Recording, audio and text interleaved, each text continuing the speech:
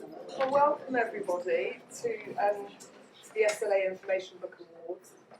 Dozens there. We'll just do our best.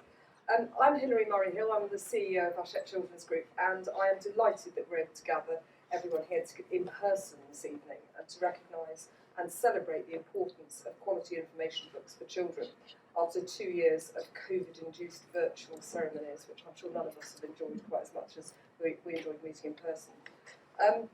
On a personal note, I'd like to say, as the daughter of a librarian, it gives me quite a lot of pleasure to introduce these awards this evening. And our company's support for these awards over more than a decade emphasises Hachette's belief in providing reliable and stimulating information resources to help children get a better understanding of the world around them and of themselves.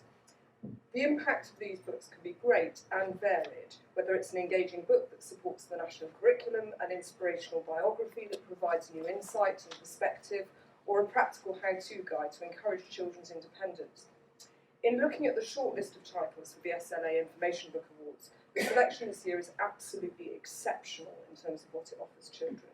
These books provide answers to big questions. They bring light to important cultural figures and inspire curiosity and creativity among young minds. This list is a real credit to the authors, the illustrators and the publishers, and a reflection of the quality and sheer range of books that are on offer to young people today. And I'd like to congratulate everyone who's made it to the shortlist this evening. I think it would be wrong not to acknowledge that these are not easy times for schools and libraries in the UK, and the impact of COVID and the cost of living crisis mean that it's ever more challenging for schools to provide the librarians and the libraries' expertise that children deserve. And I'm going to let that remark stand, notwithstanding what's just been announced about funding for schools, because I think the same will probably apply. I don't see any dissent. But as we know, the inequalities created by these factors make it even more essential that books of the highest quality are available to children in school libraries. We've known for decades how important reading for pleasure is. It's not only the key that unlocks the curriculum, but also life opportunities for children irrespective of their backgrounds. Hachette Children's Group has been pleased to support the SLA's provision of free books this year through the Information Book Club initiative, which invited schools to receive copies of these shortlisted books.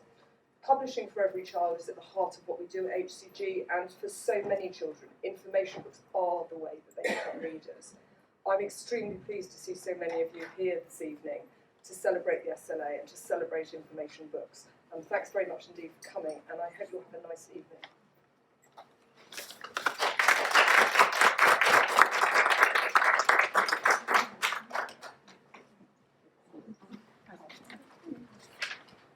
Thank you so much, Hilary, for that wonderful introduction.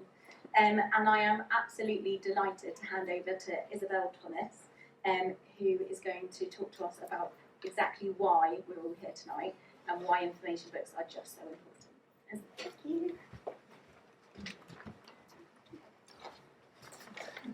Hi, so I am an author of information books, around about 200 in total, maybe 220. I've been doing this for about 20 years, which is why I'm here with you today. And thank you so much for inviting me to talk about why I think information books are so important. And I'm really pleased to say I've just come straight from opening a brand new school library in St Albans at St Adrian's Primary School, a beautiful, beautiful library where I spent some time with the children today, exploring all the fantastic books they've got in there. And it's just so gorgeous to see. And I also had a chance to talk with the children today. And every author who visits schools knows that children just come up with the best questions. So I spent a lot of time today answering questions like, can dogs swim in ice cream? Are feelings made from atoms?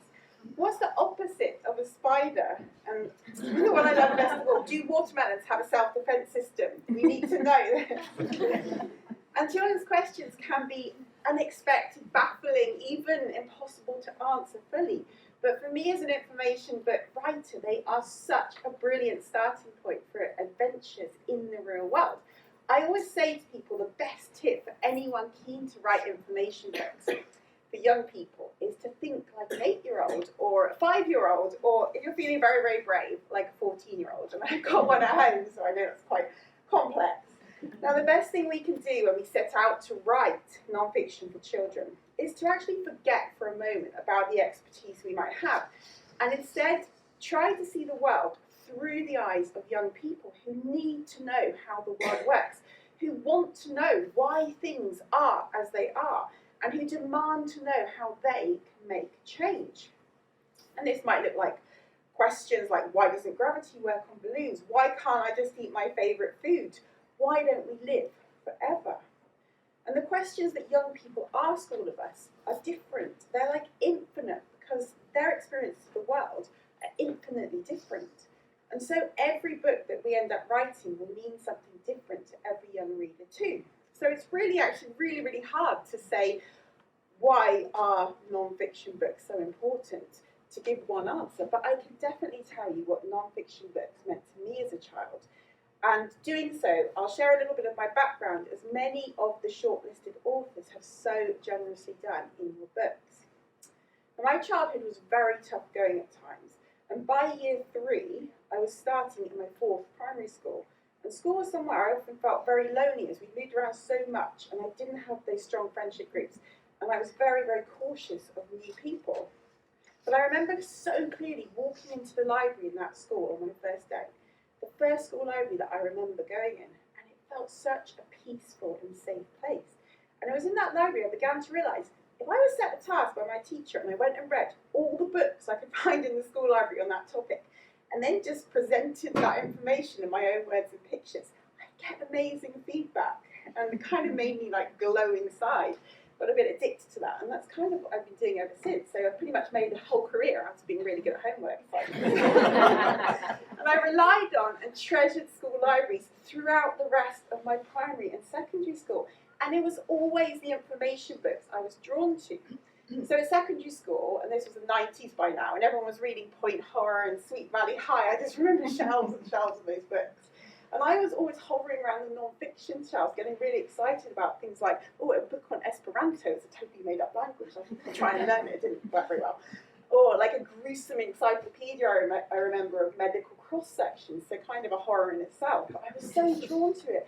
And I often think about why these information books drew me in so strongly. And I think it's because the world can be very small when you grow up in a very low-income, lone-parent family. So all the things that my own children are so lucky now to access and take for granted, we're missing. Things like, family friends who work in different jobs, and trips to other countries and places, and extracurricular clubs and sport. In some ways, I knew more about the world than my peers, about how much people can struggle to get by purely because of the circumstances they find themselves in. Things that we try to shield most children from if we can. But in other ways, I was very naive, and so information books became my window on the world. This was pre being able to Google anything, so they were so important for me. And all those skills I developed of like lurking in the libraries, reading, absorbing, rearranging the information, took me all the way to my interview for a place at Oxford University studying science.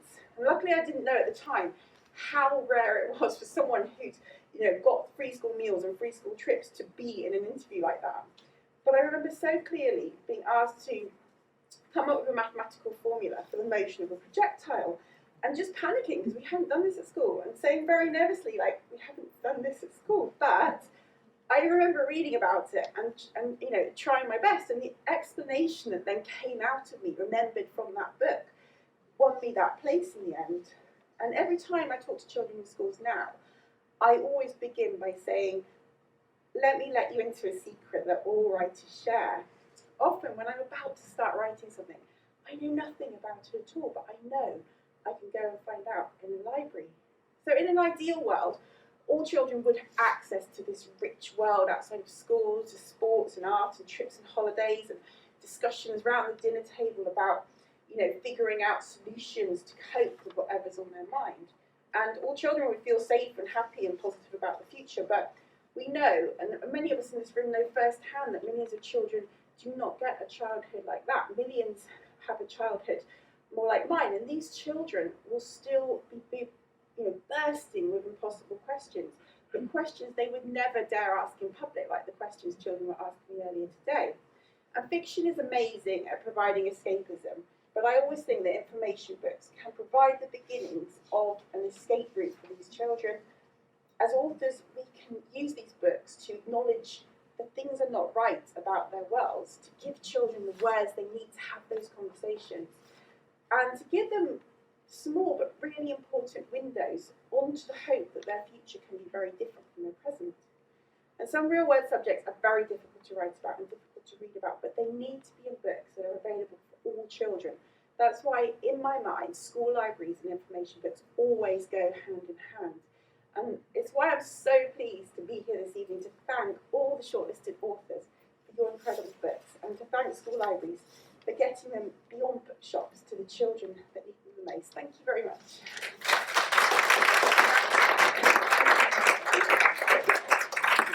Good evening.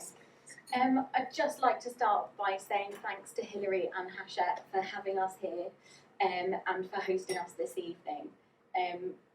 Those two speeches already sum up some of what I'm about to say, which just shows how fantastic this partnership and the Information Book Award is. And I'm delighted that this year has been another strong year for the School Library Association Information Book Award. We've sustained the engagement from the publishing sector, maintaining the level of submissions at similar level to previous years, despite some serious difficulty sourcing the books during the submission phase.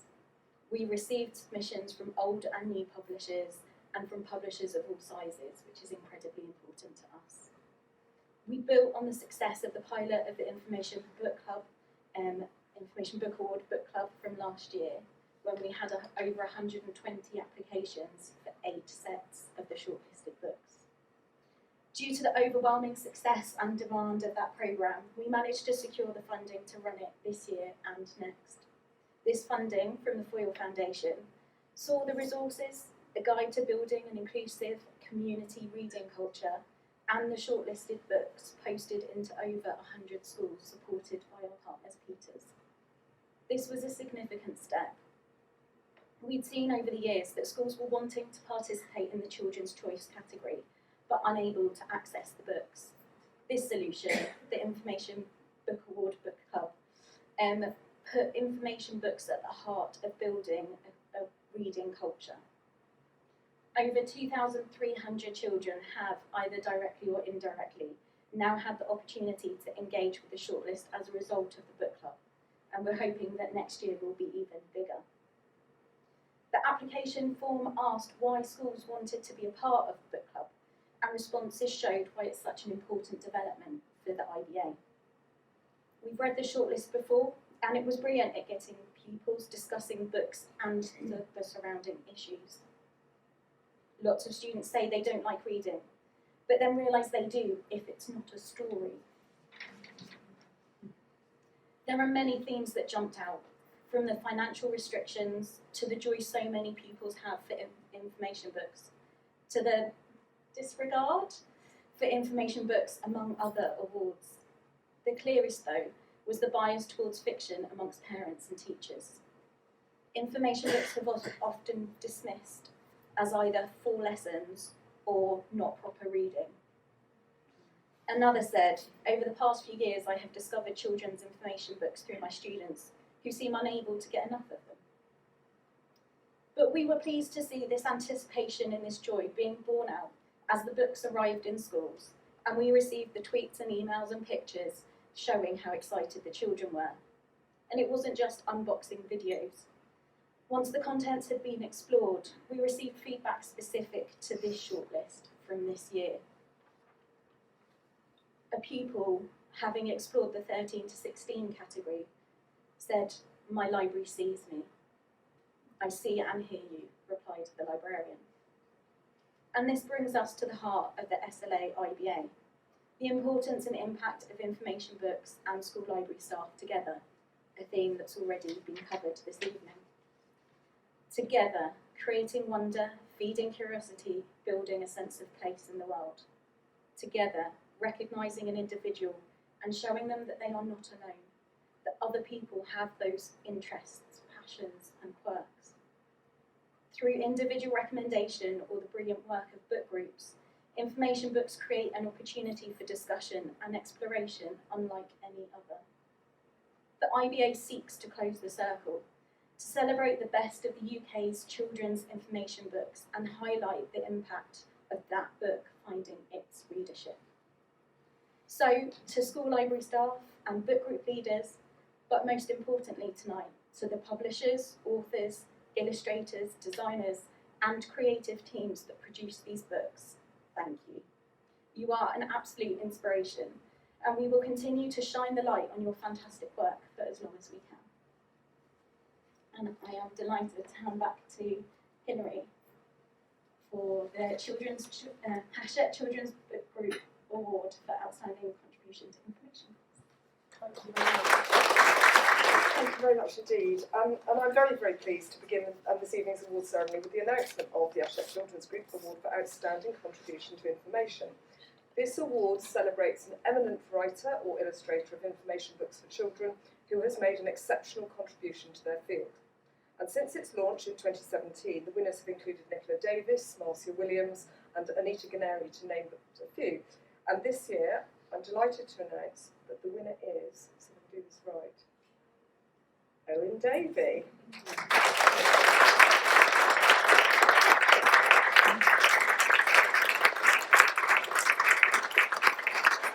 As an author and illustrator, Owen Davey has reinvigorated animal non-fiction.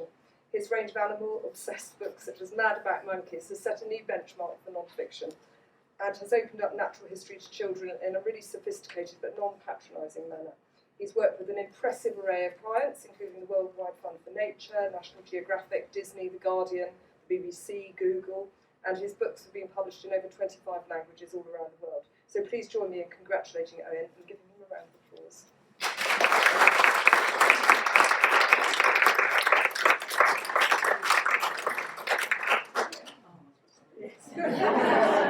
Don't be shy.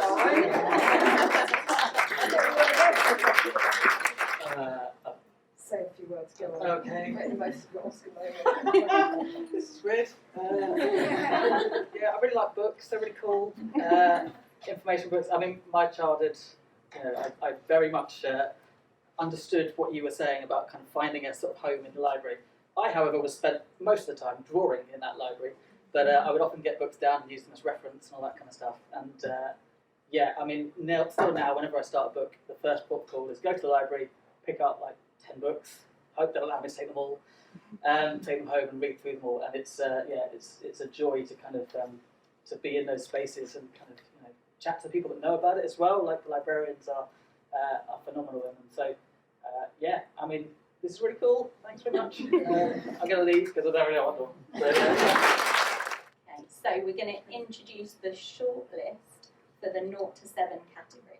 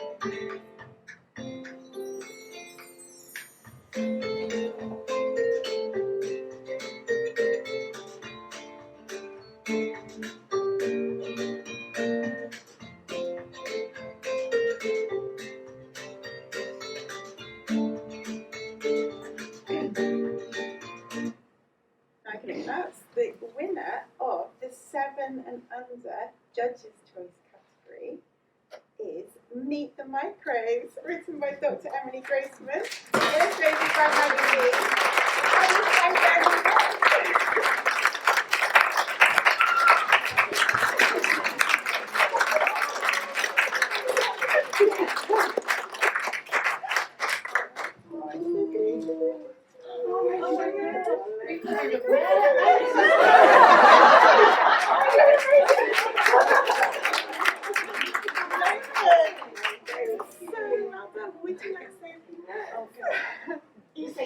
I mean, this is completely unexpected. I've literally just walked in the room. And, I mean, thank you, Emily, for writing this amazing book and also for me to illustrate it. It was a joy. And everyone involved in it. So, thank you.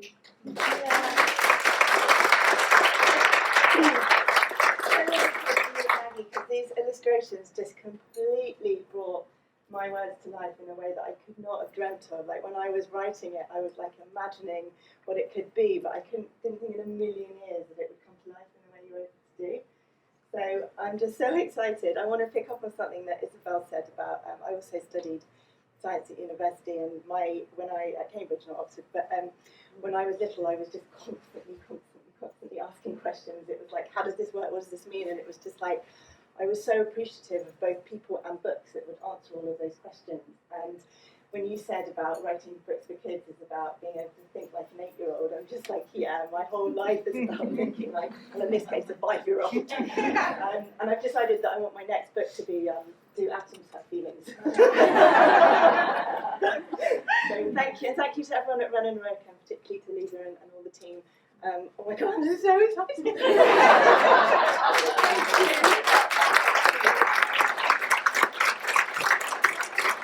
And I love that the SLA Awards also have a Children's Choice category in each category. And the winner of the 7 and under Children's Choice Award is What is Racism, written by Katie Days and Jordan Akbayaro and illustrated by Sandhya Pravat, published by Osborne. Is anyone here from Osborne? Yes.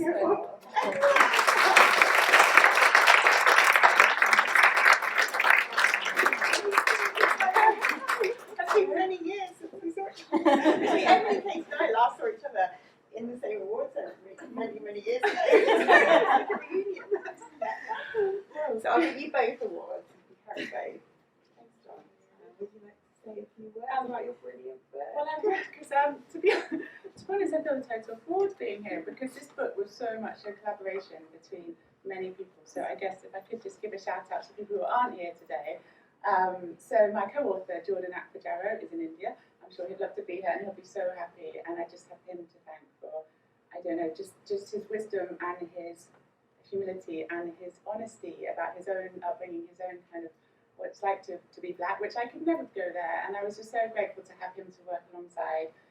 So that was a joy. And Sandhya Pravat, the illustrator, she's in San Francisco at the moment. She's from Chennai in India, and her artwork brought so much just humanity and dignity to the situations that we were trying to get across, which is really hard for such a young age group, because it's so sad what we have to, that there's even a book on racism, isn't there? But really glad that we got to do it. And Show Racism the Red Card, amazing charity. They go into primary and secondary schools and they do workshops, and Justine works so closely with her.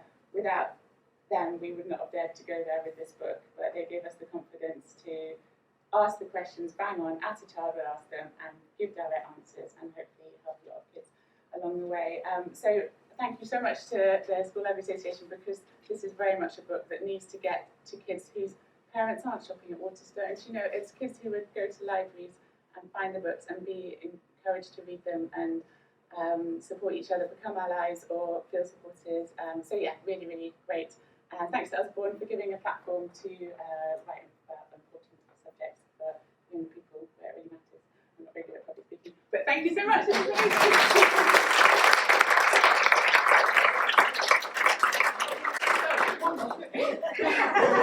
It's so cool that the kids voted for it. That's just really lovely. Yeah. So this is the shortlist for the 8 to 12 category.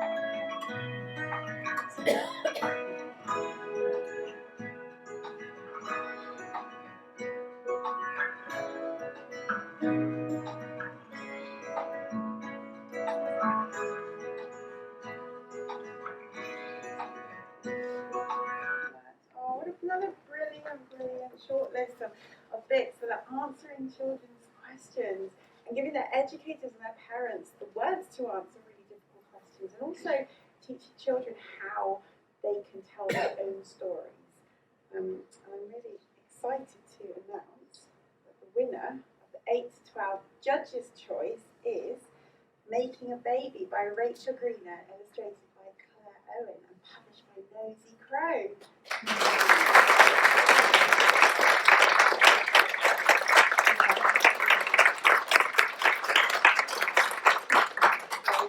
Sadly, no one here is to collect the award, so I will be taking that. I'll do the picture. And the winner of the 8 to 12 Children's Choice Award is Black and British in Illustrated History, written by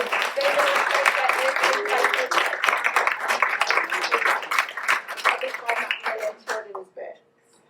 Is anyone here? Ah, fantastic!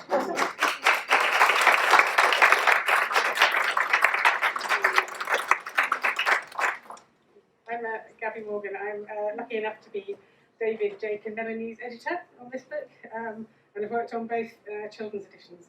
But the main thing, David's in Berlin, otherwise he would have loved to be here. The main thing is that this is voted for by children, and that's very exciting, and I know that all of them will be so delighted. So thank you very much indeed, and thank you so much to the SLA.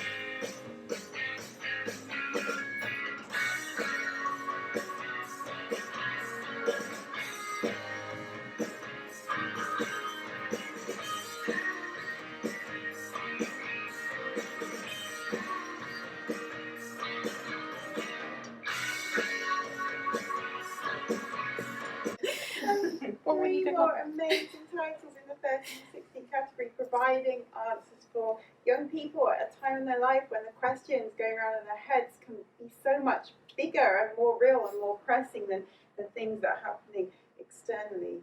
And I'm really pleased to announce the winner of the 13 to 16 Judges' Choice is Black Art is Shaping the World by Shana Jackson and Dr. Zoe Whiteley, published by Camden.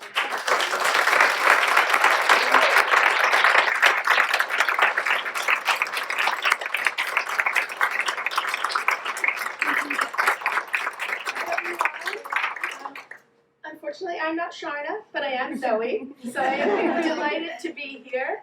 And well, thank you. This is really, really exciting. Sharna is an incredibly generous writer, as any of you who've read any of her fiction books know. And she asked me to effectively serve as a kind of co-pilot, selecting the artists. And Anna Ridley's here, and Roger Thorpe, and also Alex from Thames and Hudson. And it's been wonderful to be a part of this journey. Roger and I used to work together at Tate, and so I think it's something very special and very different from art history to have a critical proximity to artists, to not only know something about their style of making art, but also their favorite color, or what soup they would order at a restaurant. And I hope that we imparted some of that. But most importantly, I think that this was the type of book that Sharna and I, being from the same generation, wished that we'd had as children and didn't. And one of the people who we thank in the book is my daughter, who is 13. And I remember that in the early drafts, a number of things happened. At one point, one of the artist entries was talking about homoerotic content in a particular work. And my daughter goes, Mommy, I don't think that's appropriate. And so she was really the test reader and constantly pushed us to find the right artworks that would really connect with the audience. So I want to thank Hachette and everyone for recognizing that. But I guess one final thing that I'd really like to say in Sharna's absence, because I know she would want to recognize this as well, is that, the title is active. It was all about shaping and artists who are making work today. And by the time we went to print, not every artist who we'd selected was living. So, then you kind of end up relying on cliche, but it's true that it's important to give people their flowers while they're living, because all of the artists were really excited to be recognized within this and to realize that it was being pitched to a younger audience than what you might have to wait to come across at an Oxford or a Cambridge or a place where I went to private school and high school and was lucky enough to study art history from an unusually early age. But, it should be everybody's right, like in everybody's grasp. And I think what Thames and Hudson made possible here, and Sharna's words really bring so many exciting things to life. So thanks a whole lot.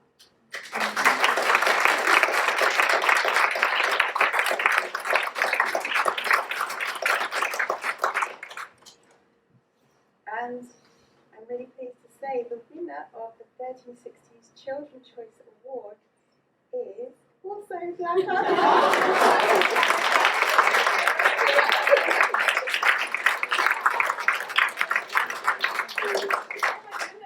We're going to have a very heavy bag.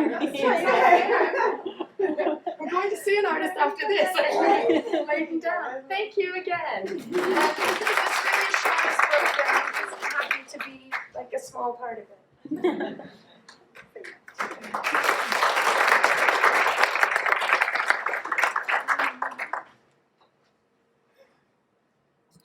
So, I am now going to hand over to Margaret Pemberton, who is our Chair of Judges. But just before I do, can we please give the 5 judges who have read a huge number of books in not the longest time a massive round of applause and thank you for your work.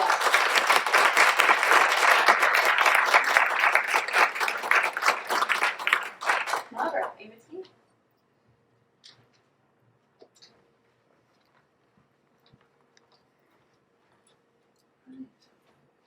Well, I'm delighted to have been asked to announce this.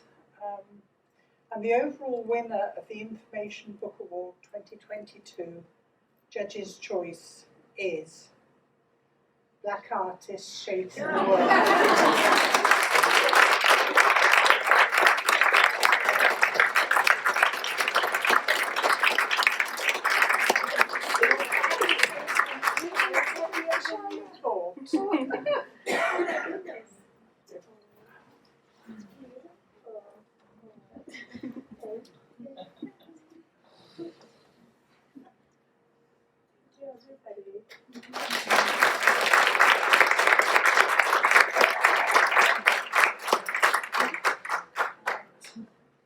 And now we have the overall winner of the Information Book Award 2022 Children's Choice. And that is Black and British. So if the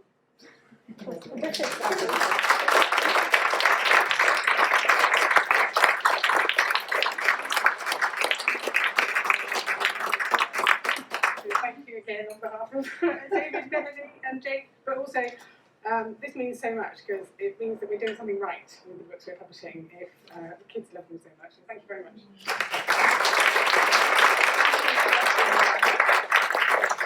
So that does bring us to the end of the ceremony. We are seeing such extraordinary talent and such amazing work going into these books, and we are absolutely at the SLA, putting so much time and energy into the IBA because it is just so important. So as I said earlier, thank you so much for all of your work and for supporting the information books that are out there. Submissions are open, so get your non-submissions in for next year. But otherwise, there is wine and nibbles outside. Thank you so much for coming.